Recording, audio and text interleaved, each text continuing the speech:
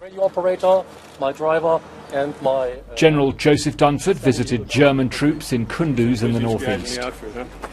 It's good to meet you. The base is closing at the end of this year. Thanks for what you do. The international force is reducing in size every day, ahead of the last international combat operations at the end of 2014.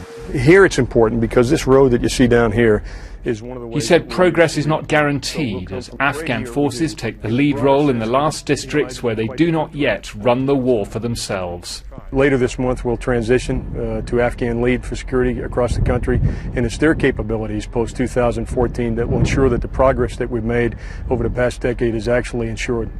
But do you see some of that progress as reversible, some of the progress that's been made as potentially being lost? David, I do. At this point, I would tell you that we've made significant progress, but we're not yet at the point where I would tell you that's completely sustainable. And that really is the focus of our effort over the next 18 months. And frankly, why I believe we should start now, especially with regard to the Afghan security forces, talking more about 2018 than 2014. That period of time will allow these gains to be sustainable.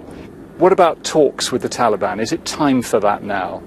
I think eventually this war has to be resolved by political means, and the Afghan people will have to come to some accommodation with all Afghans that want to return back here.